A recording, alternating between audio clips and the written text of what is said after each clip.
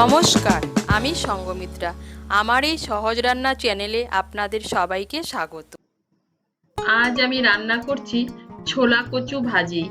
আপনাদের যদি এই রেসিপিটি ভালো লাগে তাহলে লাইক এবং শেয়ার করবেন, আর রেসিপিটি কেমন হয়েছে কমেন্ট করে জানাবেন।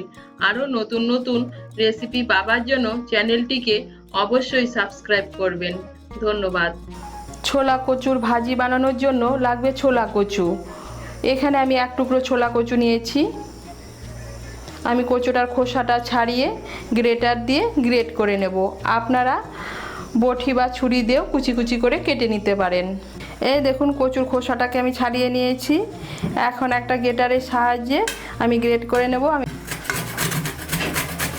কচুটাকে আমি গ্রেটার দিয়ে গ্রেট করে নিয়েছি। এখন চলুন আমি ভাজিটা বানিয়ে নেই।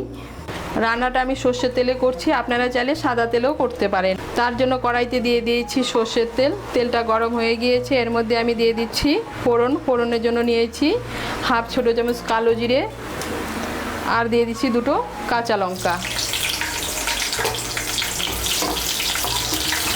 ফোড়নটা দিয়ে একটু নাড়াচাড়া করে নিয়ে এর মধ্যে দিয়ে দেবো থেতো করা রসুন। এখানে আমি 6-7 কোয়া রসুন থেতো করে নিয়েছি।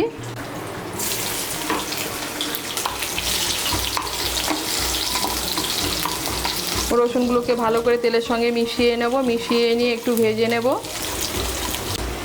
এই দেখুন, থেতো করা রসুনগুলোকে লাল করে ভেজে নিয়েছি। এখন এর মধ্যে দিয়ে দেবো পেঁয়াজ কুচি। এখানে আমি একটা বড় সাইজের পেঁয়াজ নিয়েছি। পেঁয়াজটাকে কুচি করে কেটে নিয়েছি।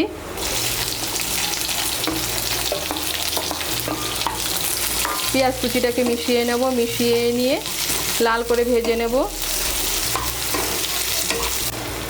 এই দেখুন, পেঁয়াজ কুচিটাকে লাল করে ভেজে নিয়েছি। এখন এর মধ্যে দিয়ে দেব গ্রেট করে রাখা কচু।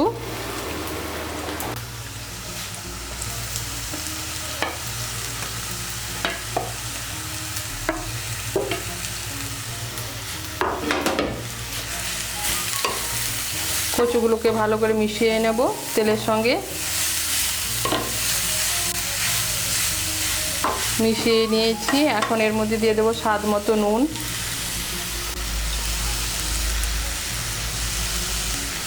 দিয়ে দেবো হাফ ছোটো চামচ হলুদের গুঁড়ো।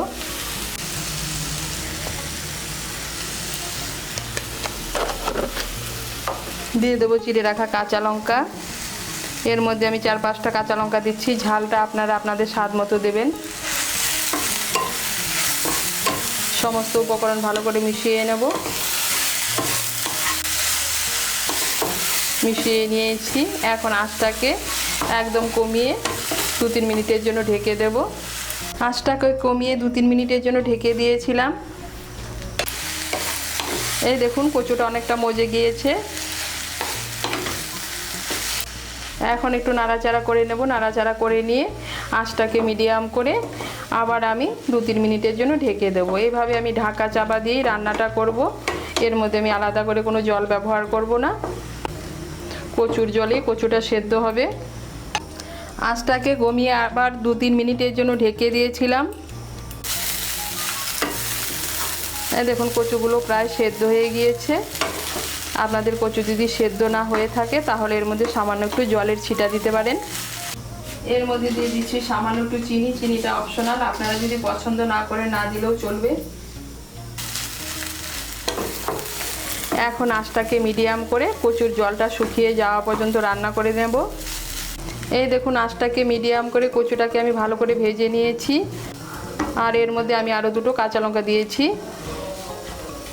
আর তৈরি হয়ে গেল ছোলা কচু ভাজি।